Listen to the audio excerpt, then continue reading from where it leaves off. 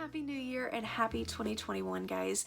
Thank you so much for your support in 2020, and I am so looking forward to what wonderful things are going to be taking place on this channel in 2021.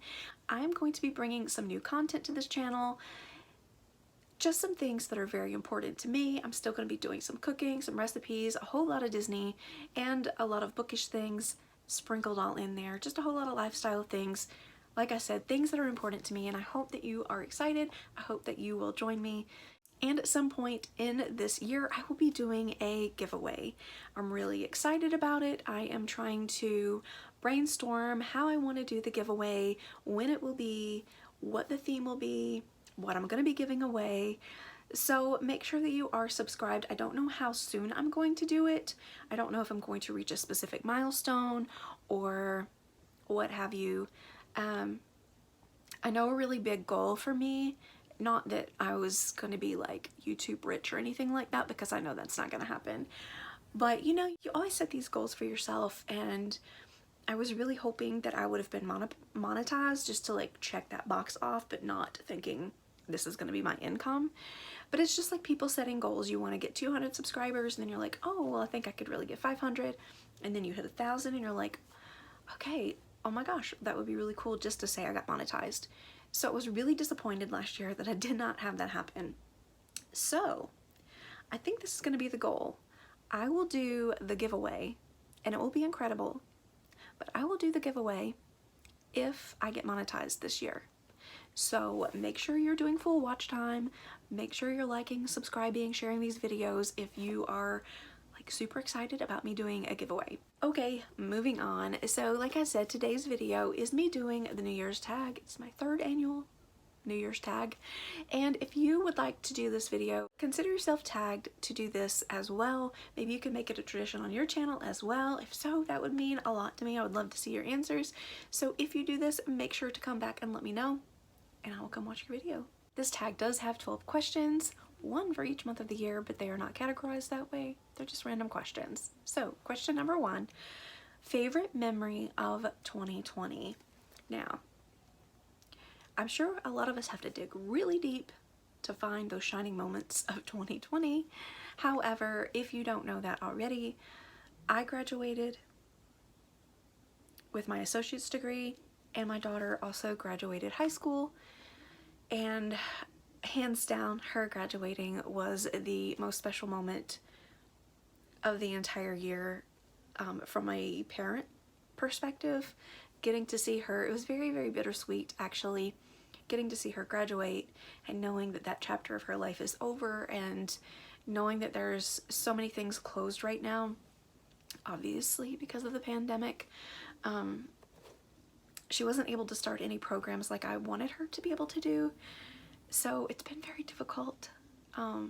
It's been very challenging because she is a busybody. She likes to be going nonstop.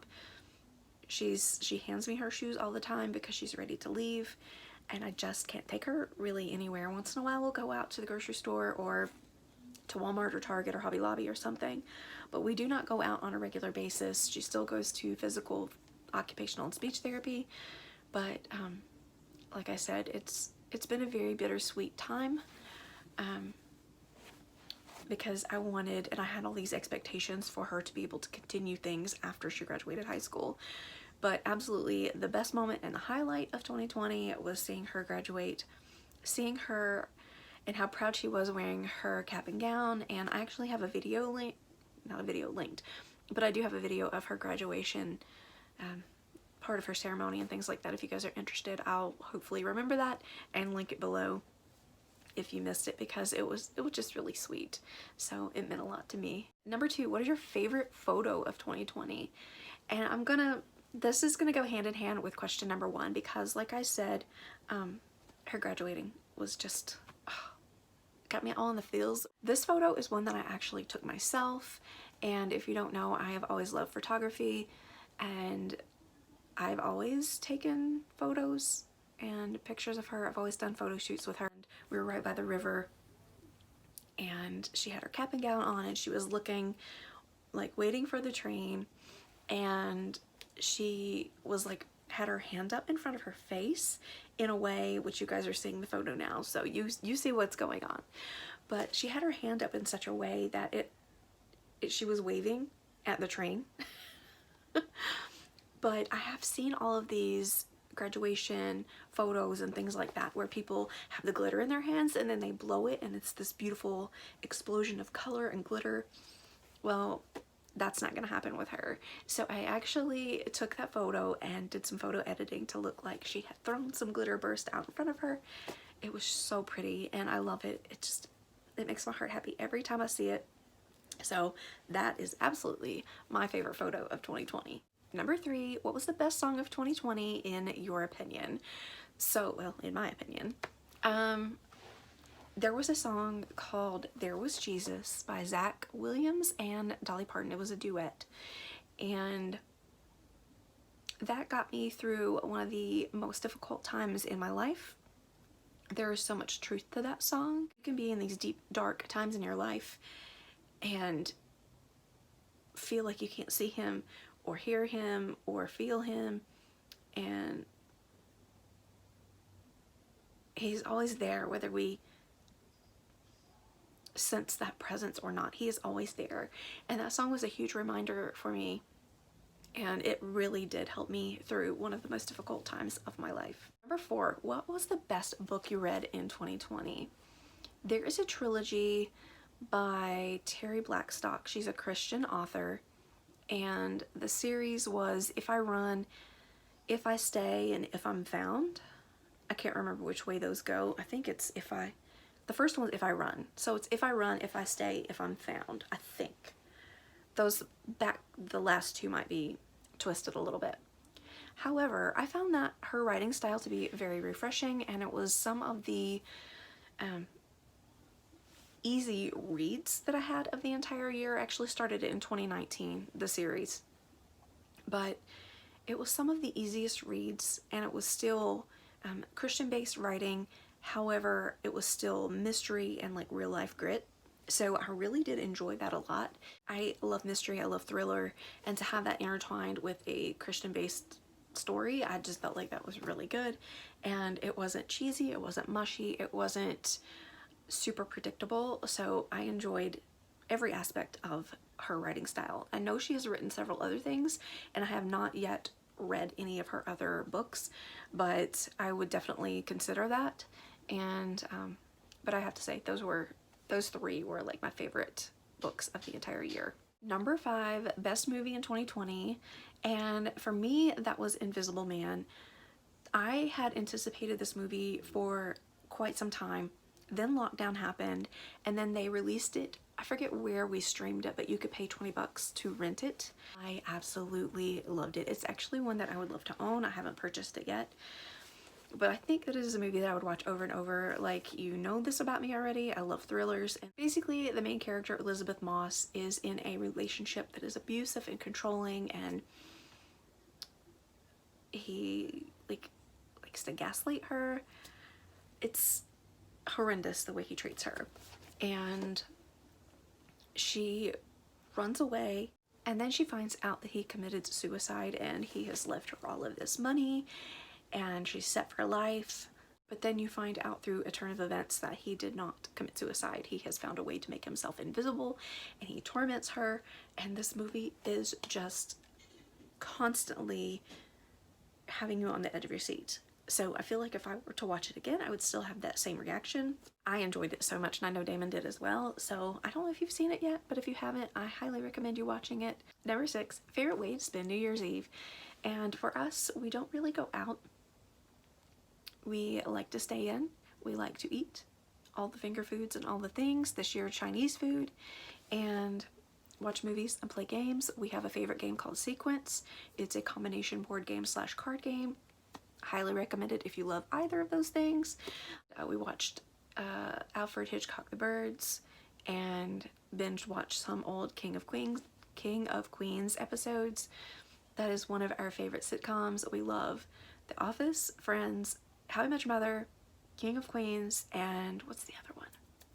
It's escaping me at the moment.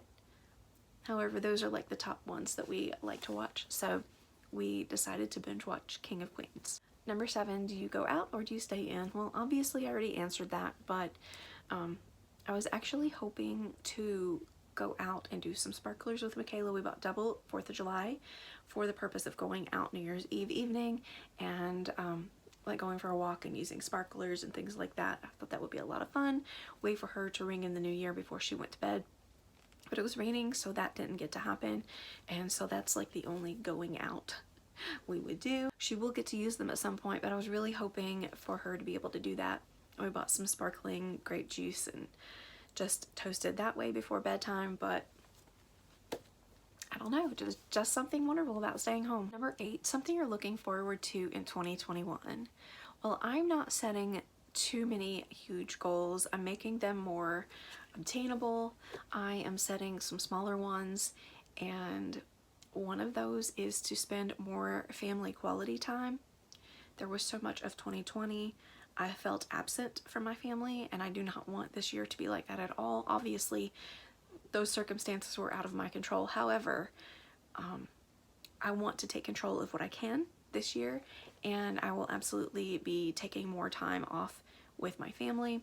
I will probably be batch filming, so we won't skip a beat here on this channel, but I will be batch filming and then taking extended periods of time where I'm actually not present and on social media a whole lot. I find if you unplug, you're much better off to everyone else. If you unplug for a little bit and then you come back rejuvenated, and you just have more fun when you're not pressed to do everything within a specific time limit, if that makes any sense. So I've really enjoyed taking a little bit of time off of social media, and I will pop in from time to time, but I'm definitely going to limit my use of social media and just enjoy my family and my friends, and I'm learning to be present in the moment. I will say, like, a part B answer to this is that the pajama party live, if you missed that at Christmas, we did a Christmas pajama party live, and we'll be doing that every month. And this month's theme is vision board. So be thinking about what you want on your vision board for the year, and we will be announcing that date very soon.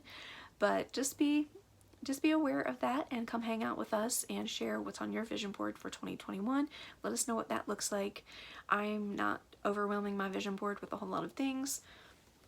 I'm making them things that are going to be a little bit more easy to obtain and tackle versus setting those limits and those goals so high that they may or may not be reached. So you never know. You never know what's going to happen. I'm just letting God lead the way and letting Him decide when He wants us to do certain things, and just taking His lead, honestly. Number 9, most worn clothing item of 2020. And I bet y'all are thinking, it's that dang Schrute Farms sweatshirt she's always wearing. But nope, not for the entire year. I actually have 2 things that I wear a lot. Well, this year has been the year of yoga pants, has it not? I mean, have we all really gotten dressed up a lot to go anywhere? I mean, I go from here to the living room most of the time, sometimes the kitchen and my daughter's room. So I don't really feel like I need to get too dressed up for that. I mean, there's been times I'm filming, like, from here up, I'm dressed, but this bottom half has had pajamas on. I'm just gonna be totally real with you. But I have a black pair of, like, cropped yoga pants that I've worn a lot, and I have a pair of Calvin Klein sweatpants that are absolutely the best pair of sweatpants ever. And I don't know how I could say that because I've never had a pair of sweatpants since as an adult.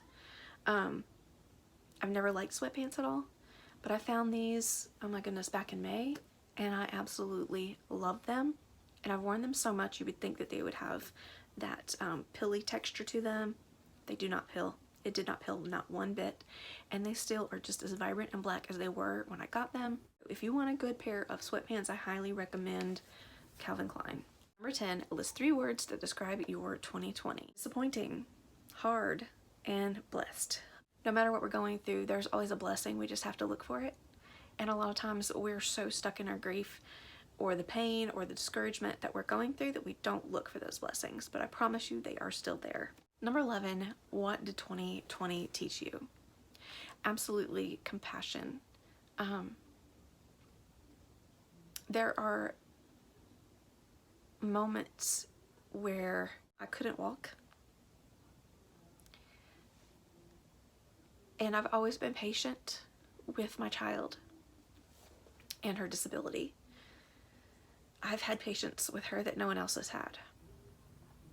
But those moments where I have tried to rush her before, and I'm like, okay, you know, stand up. And if you're new and you don't know, my child is in a wheelchair. She is non-ambulatory, but she can advance her steps, and she can walk with like mod to max assist with a walker or a gait trainer. And sometimes I rush her, and without thinking that she might not be able to, or like her muscles may be hurting, it just may be a bad day for her.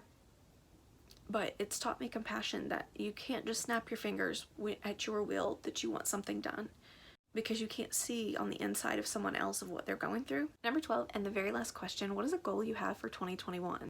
I talked a little bit about that in number 8, you know, the things I was looking forward to this year. But goal-wise, like I said, I'm not setting huge ones, but one that I am hopeful for is that we are able to go to Disney World. We had a trip planned in November, but when we found out the Halloween party was canceled, we knew that the Christmas party would be canceled as well. The fact that they were not doing meet and greets or parades and things like that, we felt like some of the magic was gone. Now I know if you live there and you can go whenever you like, that doesn't matter as much. But for a family who is going to spend $4 grand to come down and just enjoy a week and a half to 2 weeks there, I feel like some of the magic would have been lost. And so because we didn't do that then, we are hopeful to do that in November of this year. That's gonna do it for this video. I hope you enjoyed it. Make sure to like and subscribe if you haven't already, and I will talk to you guys next time. Bye.